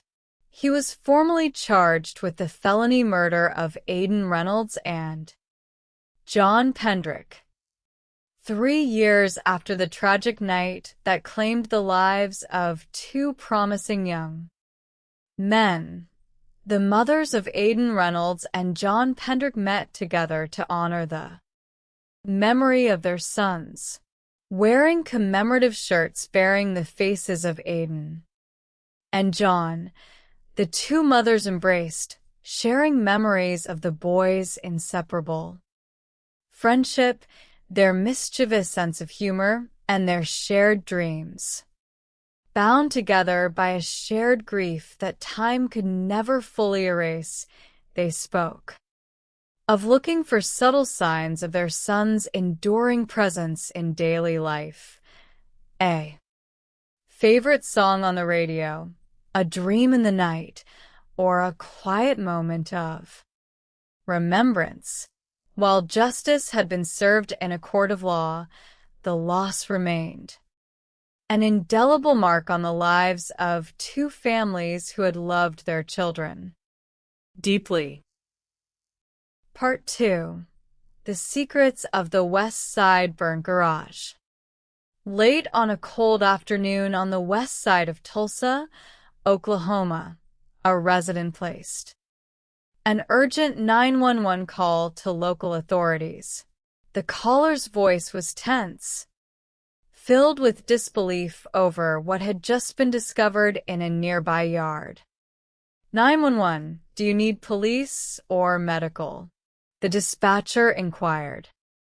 Police, the caller responded.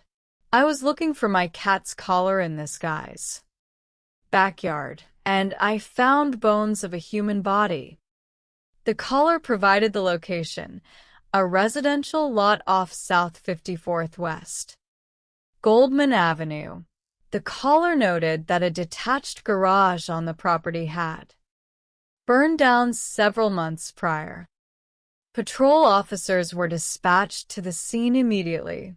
Arriving at the property, officers navigated past the charred, collapsed remains of the wooden garage structure. Kneeling among the blackened ash and debris, an officer shone a flashlight onto a white shape half buried under burnt timber. Yep, I agree, one officer remarked to his partner. That looks like a jawbone. My God. Recognizing that they were looking at human skeletal remains, the officers immediately taped off the perimeter, secured the crime scene, and requested homicide detectives and forensic experts to the location. Detectives Mark Kennedy and Ward arrived at the scene shortly after dark. They conferred with responding officers, trying to piece together the timeline of the property. Fire department records revealed that the detached garage had caught fire 5 months earlier, on September 14th. At the time of the fire, firefighters had extinguished the blaze, but because the structure was jam-packed with accumulated property, household debris, and heavy junk, the remains hidden deep beneath the collapsed roof had gone entirely unnoticed.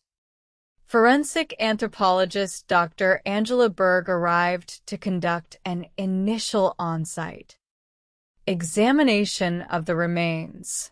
Crawling carefully under the charred support beams, Dr. Berg examined the exposed bones.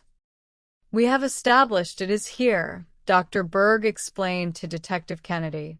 "You see the legs right here. The head is tucked under there. See how far it is under that structure? There is trauma. There are fractures to the skull. Looks like blunt force trauma, right?" Kennedy asked. "To me, it looks like a gunshot wound," Dr. Berg corrected, pointing out a potential entry wound and secondary fracture lines across the cranium.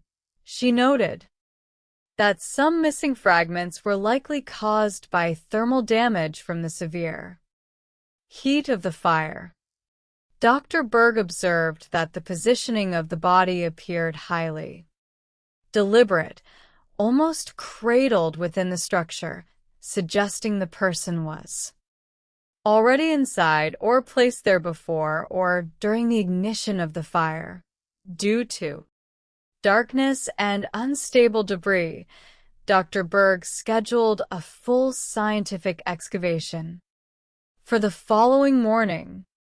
Detectives searched property records and identified the homeowner as a local resident. Patrol Officer Ross Hall telephoned the homeowner, asking if he could return to the house to answer questions regarding his property. The homeowner claimed he was out of town and out of state, abruptly refusing to come back.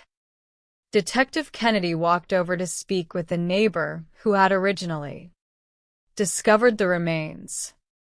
"Hello," Detective Kennedy introduced himself alongside Detective Ward. "Tell me. Just give me a rundown of what happened tonight."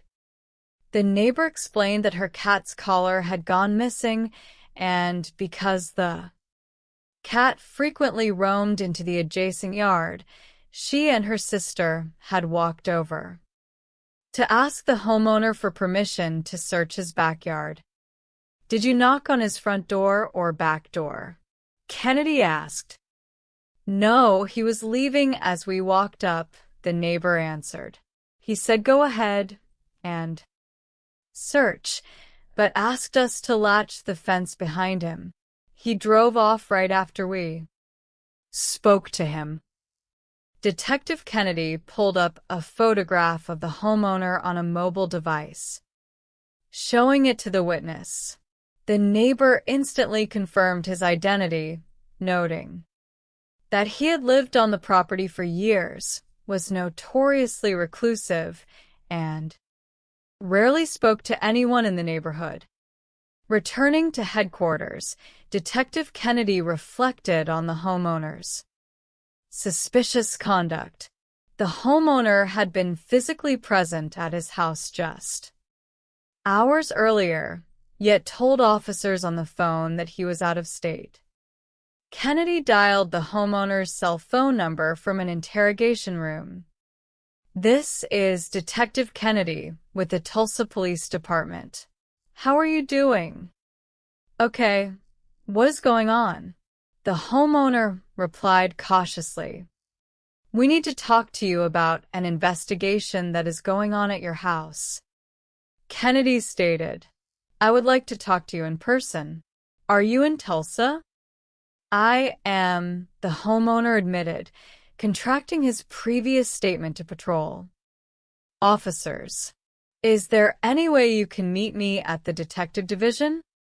No, not without more information, no, the homeowner balked.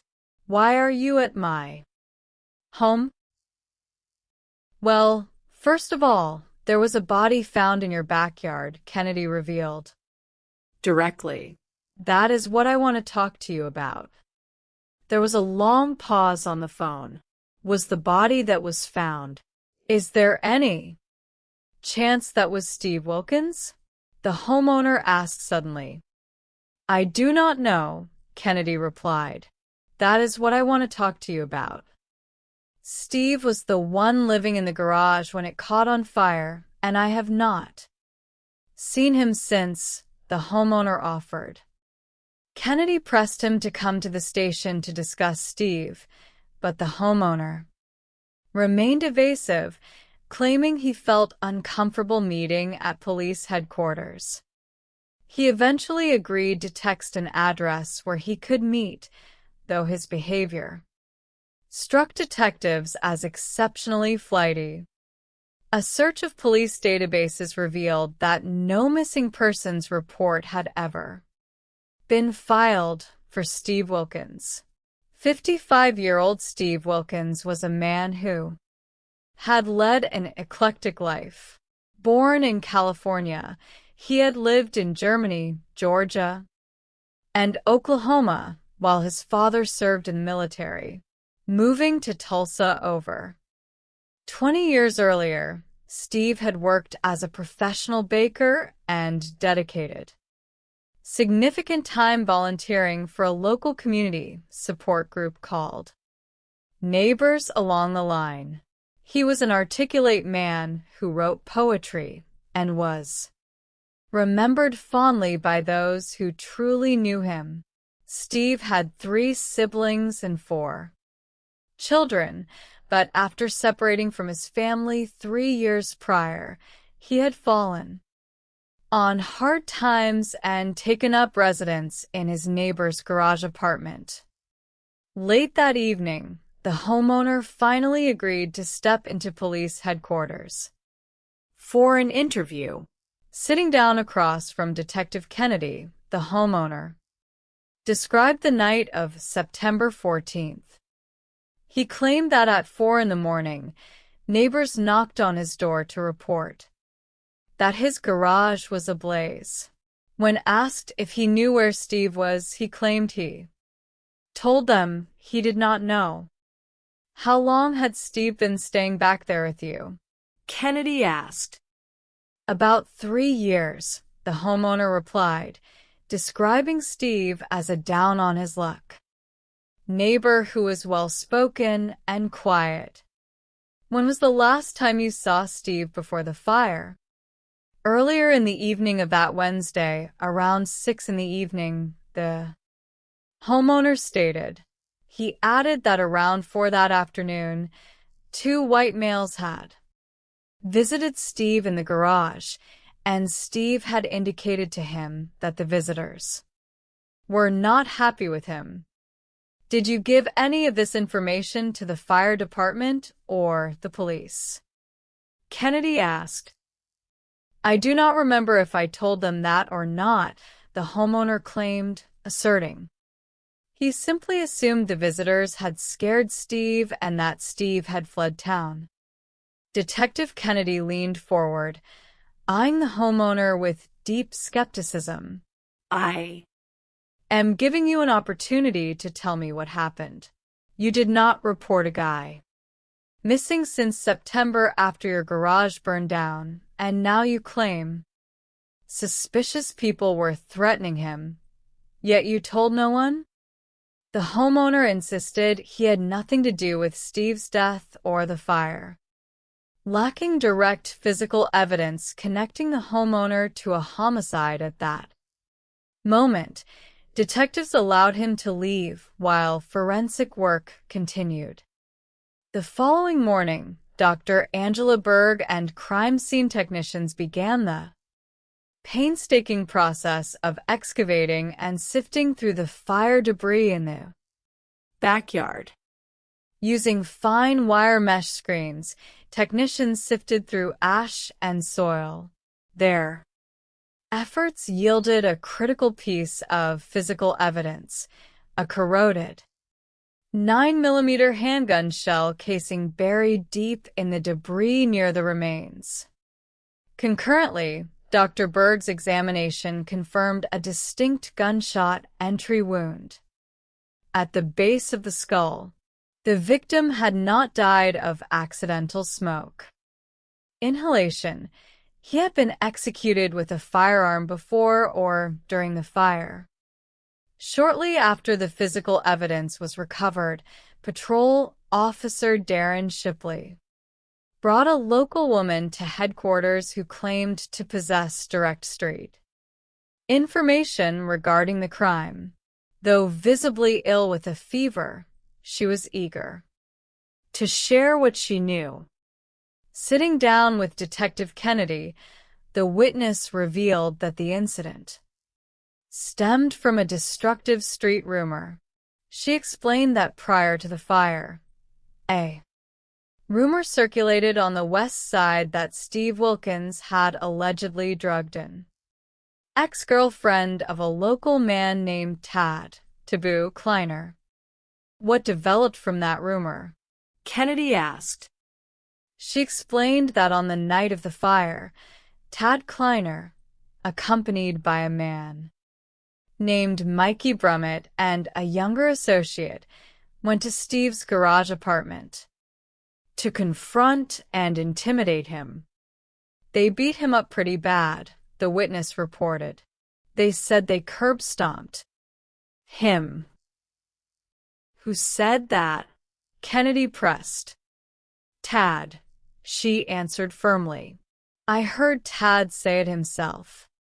She went on to state that Mikey Brummett was tasked with cleaning up the crime scene, using bleach to wipe away blood before setting the garage on fire to destroy all physical evidence. She added that the group boasted about buying Steve a bus ticket to force him out of town, though she knew that was a lie. The witness provided the names of others who had overheard Tad's confession, including her boyfriend, who was currently incarcerated in the county jail. Detective Kennedy immediately pulled up police files on the named suspects. 36-year-old Taboo Kleiner was a West Side resident with an extensive criminal history including drug convictions, illegal firearm possession, and resisting arrest. 39-year-old Michael Brummett Jr. was likewise a familiar figure to local law enforcement with prior convictions for burglary and drug possession. Remarkably, records showed that 4 months after the fire, Mikey Brummett had been arrested while in possession of firearms, including a 9mm handgun, and was currently serving a 5-year sentence in state custody. Seeking immediate corroboration, detectives pulled the witness's incarcerated boyfriend from the county jail for an interview. The incarcerated witness readily confirmed the account. He stated that Tad Kleiner, Mikey Brummett, and a 26-year-old man named Devin Scrivener had gone to Steve's residence to handle him over the rumor. The witness revealed that Devin Scrivener had severely cut his own hand during the violent assault on Steve, and that Mikey Brummett had subsequently set the fire to clean up the mess. With 2 independent witnesses placing Tad Kleiner, Mikey Brummett, and Devin Scrivener at the scene of the murder, detectives received formal confirmation from the medical examiner's office. Radiology records from a local hospital had been compared with the skeletal remains, providing a definitive positive Identification that the deceased individual was indeed Steve Wilkins. Detective Kennedy and Detective Ward immediately launched a targeted search for 26-year-old Devin Scrivener. Cruising the west side, they spotted a vehicle linked to Devin's girlfriend parked outside a local residence. Locating Devin inside, officers took him into custody without incident and transported him to homicide headquarters. Sitting in an interrogation room across from Detective Kennedy, Devin initially tried to appear nonchalant. Kennedy laid out the reality of the investigation directly. "We are working a case involving Steve Wilkins," Kennedy stated. "We have spoken to everyone and people are talking. You were there when he was beaten and shot. You need to tell me what happened." Devin sighed, his composure crumbling. He admitted that Tad Taboo Kleiner had recruited him and Mikey Brummett to go talk to an old guy regarding allegations that he was drugging women. "We were standing there talking," Devin recounted. "Then Taboo got aggressive, got right in his face, and just hit him. Taboo and Mikey just jumped him and started beating him up on the floor."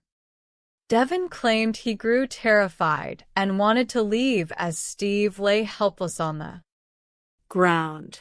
However, Devin's account took a critical turn when Kennedy asked about his injured hand.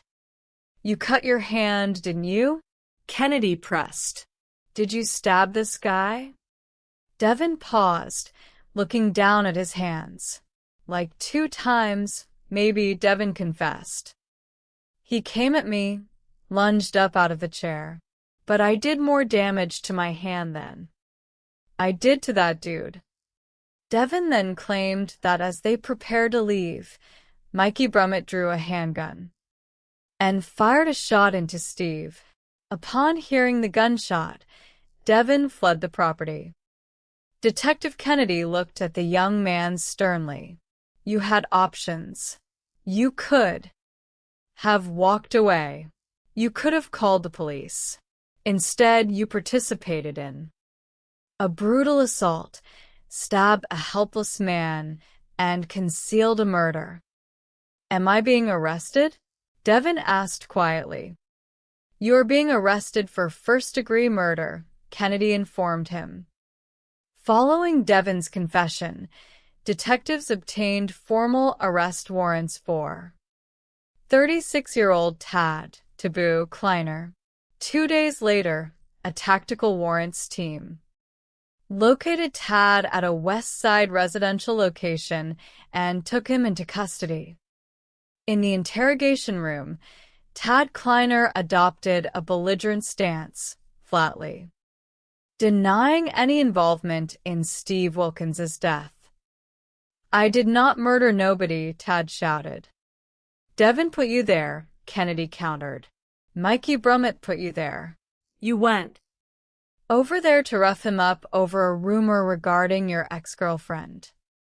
Tad admitted that he had previously confronted Steve over poetry and neighborhood rumors, acknowledging that he had threatened to beat Steve out of town if he ever bothered local women. However, he adamantly denied firing the gun or starting the fire. "I told him if he put hands on girls again, I was going to beat his ass out of town," Tad admitted on camera. "But I did not kill nobody." Regardless of his attempt to minimize his role to that of an intimidator, state law holds all co-conspirators in a felony that results in death equally responsible. Detective Kennedy formally booked Tad Kleiner into the Tulsa County Jail on charges of first-degree murder. Concurrently, first-degree murder charges were filed against Michael Brummett Jr. at the State Correctional facility where he was already serving time. To resolve the core question that had ignited this tragic chain of events, Detective Kennedy tracked down Tad Kleiner's ex-girlfriend, the woman whom the suspects claimed to be avenging, and invited her to headquarters for an interview. Kennedy showed her a photograph of 55-year-old Steve Wilkins. "Do you recognize this man?" Kennedy asked. She stared at the photograph for several seconds before shaking her head. "I have never seen that man before in my life." "Were you ever drugged, assaulted, or harassed by him or anyone else?" Kennedy asked directly. "No, never," she replied firmly, expressing total confusion over why her name had been linked to the victim. It was just a stupid street rumor. The revelation brought a bitter clarity to the investigation. Steve Wilkins, a gentle, well-spoken baker and poet who volunteered to help his community, had been brutally beaten, stabbed, executed, and burned in a garage over a completely baseless, fabricated neighborhood rumor. A trio of self-appointed street vigilantes had acted on malicious gossip, destroying an innocent human life and irrevocably ruining their own. Detective Kennedy closed the case file with a profound sense of sadness for Steve Wilkins and his surviving family, reflecting on the senselessness of a crime that could have been entirely avoided had reason prevailed over reckless violence. Part 3. Night Flight in North Charleston.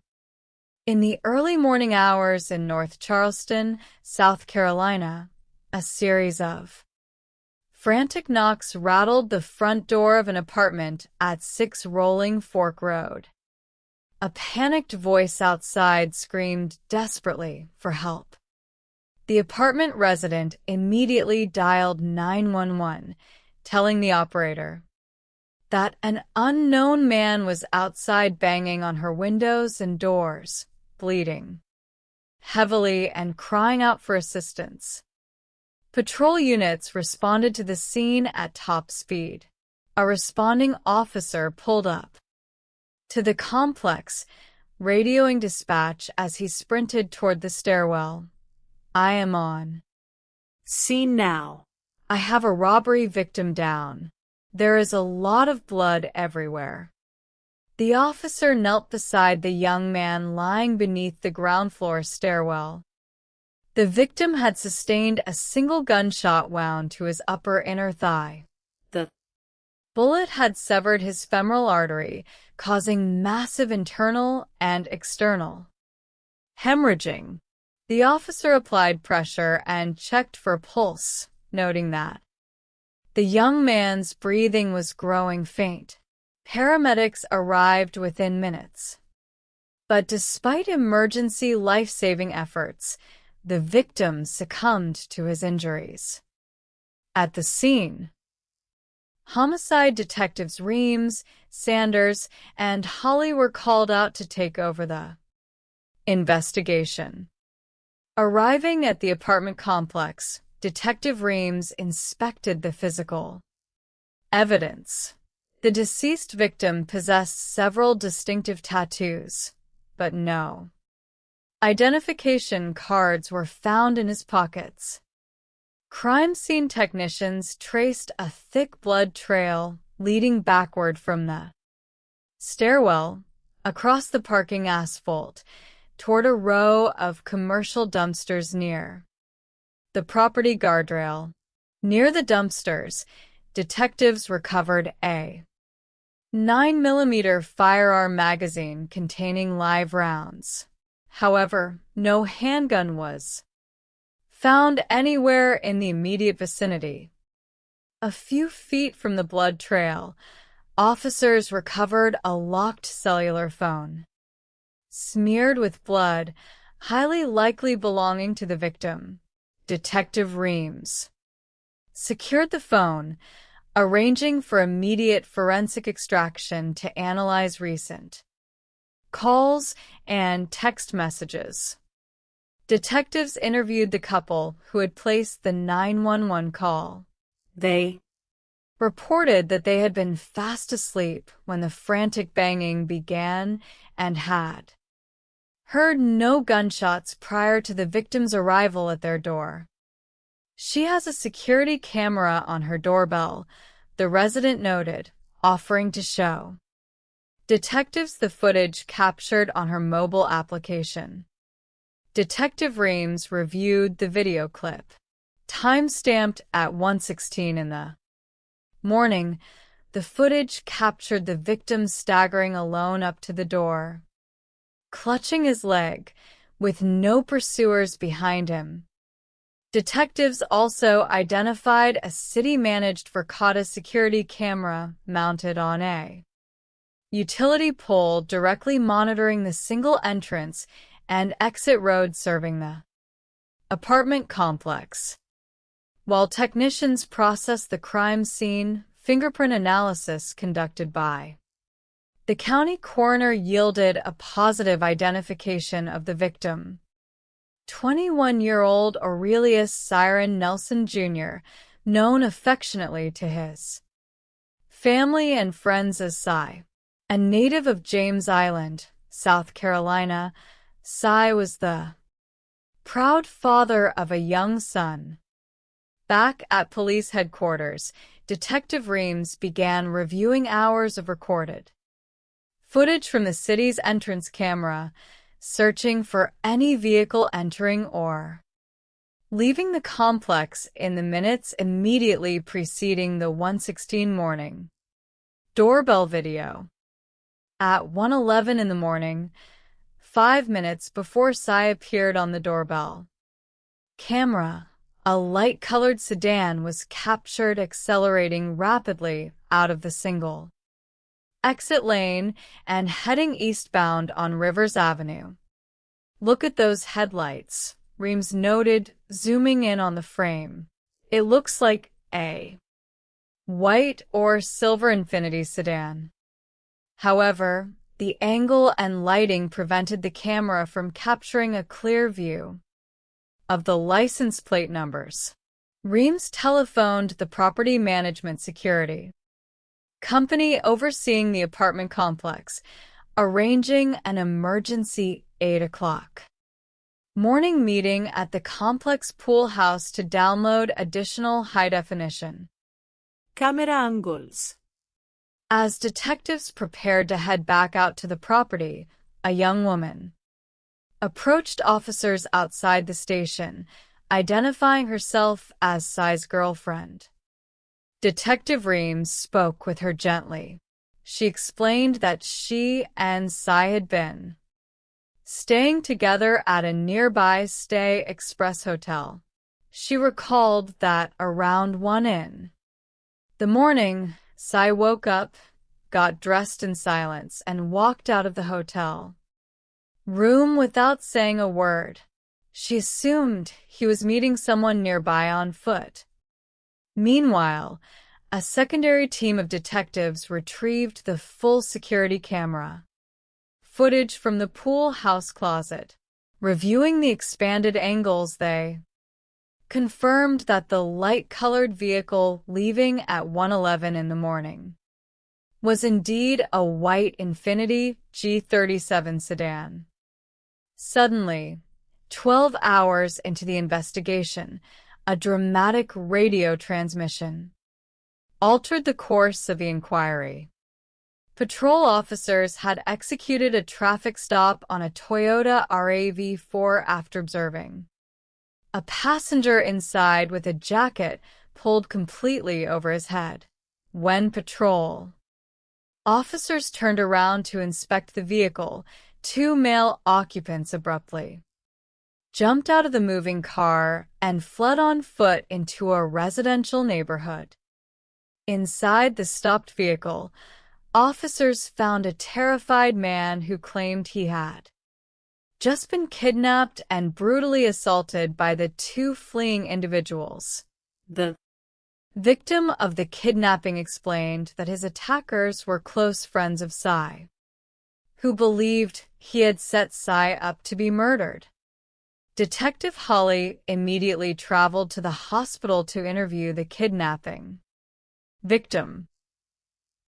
The man explained that on the night of the shooting, Sai had come to his apartment near Rolling Fork Road and explicitly stated that he was planning to execute a robbery, referred to in street parlance as setting up a lick. Sai had subsequently left on foot to meet his target. The kidnapping victim revealed that the following morning, Sai's angry friends had burst into his apartment, forced him at gunpoint to call the intended robbery target, and then beat him when the target hung up the phone. They then forced him into the Toyota RAV4 before patrol officers intervened. Most importantly, the kidnapping victim provided detectives with the name and identity of Sai's intended robbery target, a local individual who operated a white Infiniti G37 sedan. Armed with a name and vehicle description, Detective Holly ran the suspect through state law enforcement databases, discovering a registered white 2010 Infiniti G37. Detectives immediately flooded local residential areas looking for the vehicle while putting out an automated license plate reader alert across the region. The following morning, forensic specialists successfully extracted the complete text messaging log from Sai's bloodstained cell phone. The records revealed an intense sequence of text messages exchanged between Sai and the owner of the white Infiniti between 12:30 and 1:10 in the morning. Sai had repeatedly messaged the Infiniti driver, coordinating a location to be picked up under the pretense of buying marijuana or getting a ride. Crucially, cell tower data placed the Infiniti driver's phone directly at the Rolling Fork Road complex at the exact minute of the shooting. 20 minutes later, an automated license plate reader camera picked up the white Infiniti traveling along a major thoroughfare. Patrol units converged on the vehicle, executing a felony traffic stop. Step out of the vehicle. Put your hands up. Officers commanded over a loudspeaker. The driver was taken into custody without incident, and his Infiniti was towed directly to the police forensic warehouse for comprehensive processing. The driver was brought into an interrogation room at police headquarters. Detective Sanders sat down to conduct the interview. Sanders began by removing the driver's handcuffs, establishing a calm, professional tone. Sanders explained that officers had been seeking him regarding an incident involving his white Infiniti. The driver initially appeared resistant, stating that he wanted an attorney present before making any formal statements. While the driver conferred with legal counsel, forensic technicians at the police warehouse executed a search warrant on the impounded Infiniti. Examining the exterior, investigators noted a small bullet exit hole in the lower section of the driver's side interior door panel. Stepping inside the vehicle, technicians applied Blue Star chemical reagent, a specialized compound that illuminates latent blood traces under dark light. Upon applying the reagent, the front driver's seat and center console glowed brilliantly. A massive amount of blood had saturated the interior cushion. Someone had meticulously wiped down the leather surface with cleaning agents, but blood had soaked deep into the foam padding beneath the seams. Forensic technicians cut into the fabric of the seat, recovering substantial blood samples for urgent DNA comparison, with physical proof that a violent, bloody shooting had occurred inside his automobile. Detective Sanders re-entered the interrogation room, presenting the driver with the physical findings. Sanders made it clear that while homicide charges were being prepared based on the blood evidence and cell phone logs, the driver had a final opportunity to explain his side of what transpired inside the car. Faced with the undeniable physical evidence, the driver chose to waive his right to silence and explain the event fully. It was a setup, man, the driver began, his voice trembling with emotion. He called me to meet up. He hopped in my car, told me to drive down Rolling Fork Road. Before I knew it, all I heard was, "This is a robbery." The driver described a terrifying fight for his life inside the moving vehicle. He explained that Cy had drawn a handgun from his waistband and pointed it at him while he was driving. "I am trying to grab the gun, and we're fighting," the driver recounted, gesturing wildly. "I never actually stopped the car because I am trying to fight for my life." I grabbed his wrists, and we were tussling, rolling around across the console. The driver explained that during the physical struggle over the firearm, the gun discharged twice inside the enclosed vehicle. He started yelling, "Stop, stop, I shot myself," the driver stated firmly. He said he shot himself in the leg. The driver explained that once he managed to wrench the handgun away from Cy panicked, kicked open the passenger door, and fled on foot toward the apartment stairwells, unknowingly dropping his firearm magazine near the dumpsters as he ran.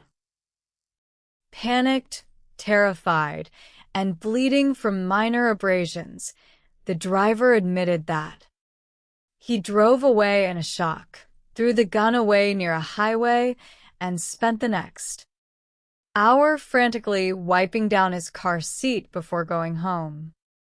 "I did not shoot him. I swear to God, I did not shoot him," the driver wept. "He tried to rob me, and the gun went off while we were fighting over it."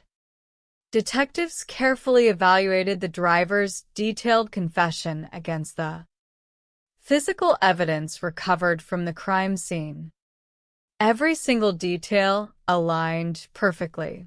The trajectory of the bullet hole in the driver's door matched a shot fired from the passenger seat downward. The single entrance wound to Cy's inner thigh, entering at a steep downward angle, was entirely consistent with a self-inflicted gunshot occurring during a close-quarters struggle over a weapon held in Cy's own hand. The magazine found by the dumpsters matched the weapon described, and the lack of pursuers on the doorbell video confirmed that the driver had driven off immediately while Cy walked toward the building. The physical evidence proved conclusively that Cy had initiated an armed robbery, and in the ensuing struggle for the firearm, had accidentally discharged the weapon into his own femoral artery. Recognizing that the driver had acted in lawful self-defense against an armed robbery, Detective Sanders and the prosecution team agreed that murder charges were entirely inappropriate. However, because the driver had intentionally destroyed physical evidence by washing his vehicle and disposing of the firearm rather than contacting law enforcement, he was formally charged with misprision of a felony and tampering with evidence. Sitting down with the driver, Detective Sanders delivered the decision. "You are not being charged with murder," Sanders informed him. "We believe your account that you were fighting for your life during an attempted robbery, but because you cleaned the scene and threw away the weapon, we are charging you with misprision of a felony." The driver closed his eyes, nodding in profound relief, thanking the detectives for thoroughly evaluating the physical evidence rather than rushing to judgment. With 4 hours remaining in the critical 48-hour window, Detective Sanders officially concluded the investigation. It was a complex, intense case that underscored the vital importance of objective, evidence-based detective work. Aurelius Nelson had made a fatal decision to initiate an armed robbery, resulting in a tragic loss of life that left a young child without a father. Yet, through meticulous forensic analysis, precise timeline reconstruction, and unwavering dedication to the truth, homicide detectives ensured that justice was served with accuracy, fairness, and deep respect for the physical facts of the law. Late afternoon light settled heavily across the western expanse of Tulsa, Oklahoma, casting long, bruised shadows over quiet residential streets and weather-worn homes. It was the kind of hour when the city seemed to pause. Between the end of the workday and the descent of dusk, the calm was broken by the sharp chime of an incoming call at the Emergency Communications Center. An operator answered promptly, asking the caller whether the situation demanded police intervention or medical assistance. The voice on the other end of the line was somewhat hesitant, explaining that a search for a lost pet collar had led to an unexpected and terrifying discovery in a neighbor's backyard near South 54th and West Goldman. The caller explained that while looking through the overgrown yard of a burned-out property, human bones had been spotted resting among the blackened ruins. Patrol officers were dispatched immediately to verify the report. Upon arriving at the scene, the officers navigated past rusted fencing and thick underbrush to reach the remains of a detached garage that had been destroyed by an intense blaze several months prior, back in middle September. Sunlight filtered through the charred rafters, illuminating ash-covered debris, twisted metal, and discarded household clutter. As the patrol officers bent down to inspect the ground beneath the collapsed roof structure, one officer pointed toward a distinct curve in the ash. It was unmistakably a human jawbone. The officers stepped back, secured the perimeter with crime scene tape, and radioed for the homicide unit. 4 homicide detectives. The window of opportunity is notoriously narrow. Experience dictates that if solid leads are not established within the first 48 hours of an investigation, the probability of solving a violent crime decreases significantly. Detectives Mark Kennedy and Ward arrived at the scene shortly after, joining crime scene detective Ross Hall. They walked through the tall grass toward the rear of the property, taking in the extent of the fire damage. 5 months had passed since the Tulsa Fire Department had been called to extinguish the garage fire. At the time of the fire, the structure had been so crammed with clutter, furniture, and abandoned items that firefighters had been unable to see beneath the dense layers of debris. Forensic anthropologist Dr. Angela Berg was called out to examine the remains. In situ, dressed in protective gear, Dr. Berg knelt beside the skeletal structure, carefully clearing small patches of ash with small brushes and tools. She pointed out the orientation of the body to the gathering detectives. The leg bones were visible near the outer edge of the structural collapse, while the skull was tucked deeply beneath a heavy, burnt wooden beam. Dr. Berg observed that the positioning looked unusual, almost cradled beneath the debris, suggesting the individual was already inside the structure when the fire began. Her preliminary visual examination revealed clear signs of trauma. There were distinct cranial fractures that did not align solely with heat damage. She noted fractures consistent with blunt impact or high-velocity force alongside thermal spalling where chunks of bone were missing due to extreme heat exposure. Dr. Berg explained that a full excavation of the remains would require daylight and specialized screening tools to process the surrounding ash for missing bone fragments, personal effects, or ballistic evidence. In the meantime, detectives turned their attention to identifying the property owner.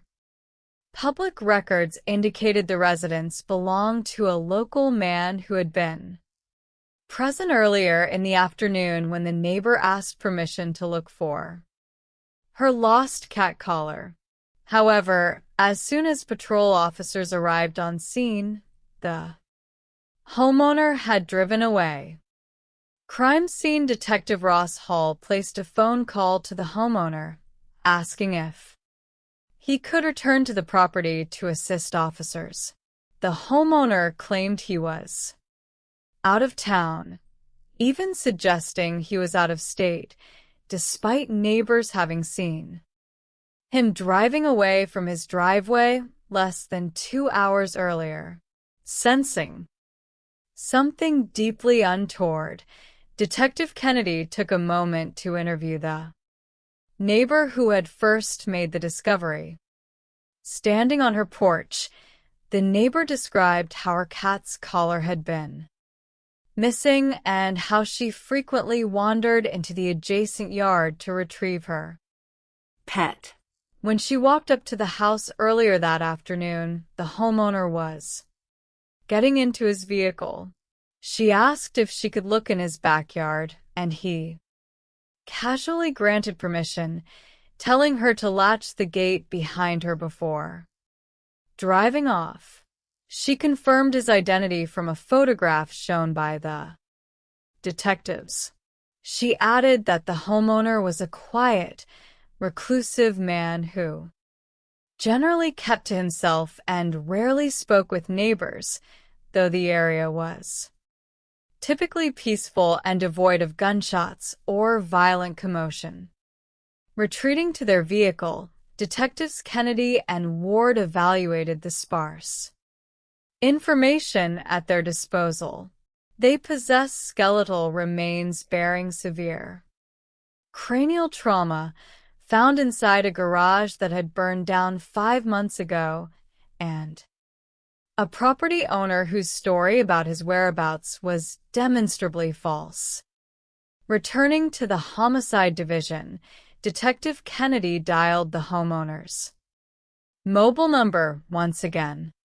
When the homeowner answered, Detective Kennedy identified himself and explained that officers needed to speak with him regarding an ongoing investigation at his address. The homeowner responded with feigned surprise, asking what could possibly be the problem. Detective Kennedy informed him directly that human remains had been found in his backyard and requested an in-person interview at the police station. The homeowner immediately balked, stating he was uncomfortable coming to the detective division because it felt like giving the police a home field advantage. He demanded to know if the remains belonged to a man named Steve Wilkins. The homeowner claimed that Steve Wilkins had been living in the garage apartment at the time of the September fire and that he had not seen Steve since the night the building burned down. Detective Kennedy urged him to come to the station to provide details about Steve, eventually offering to text him the address of the police facility. After hanging up, the detectives analyzed the interaction. The homeowner's evasiveness and his immediate, unprompted mention of Steve Wilkins raised immediate red flags. He had never filed a missing person